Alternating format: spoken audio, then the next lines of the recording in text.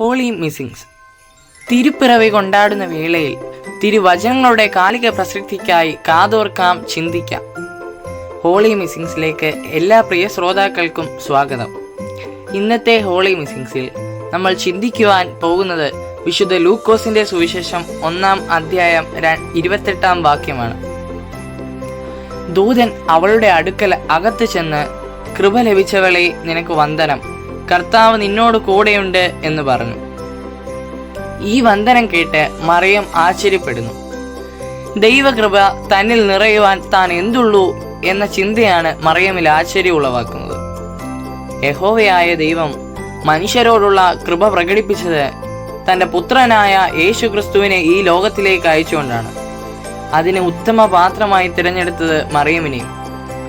സ്വയം താഴ്ത്തിയ എളിമപ്പെട്ട മറിയമിനെ ദൈവം കടാക്ഷിച്ചിരിക്കുന്നു, ദൈവകൃപയാൽ നിറച്ചിരിക്കുന്നു.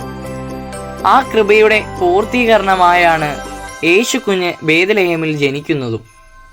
പ്രിയപ്പെട്ടവരെ, ഇപ്രകാരം നന്മയെ, സ്നേഹത്തെ, കൃപയെ പേറുന്ന പാത്രങ്ങളാകുവാൻ നമുക്കും സാധിക്കണം. കഴിഞ്ഞ ദിവസങ്ങളിൽ തൻ്റെ കുഞ്ഞിനെ നഷ്ടമായ ഒരു അമ്മയുടെ സങ്കടത്തോട് ചേർന്ന് നിന്ന മനുഷ്യ മനസ്സുകളെ നന്മയും സ്നേഹത്തെയും പ്രകടമാക്കുന്ന പ്രയത്നവും അതിൻ്റെ ഫലവും നമ്മൾ മാധ്യമങ്ങളിലൂടെ അറിഞ്ഞതാണല്ലോ.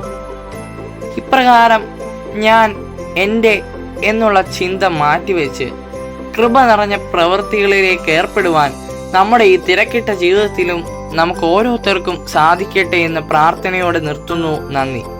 തയ്യാറാക്കിയത് Justin Thomas, D2 political science.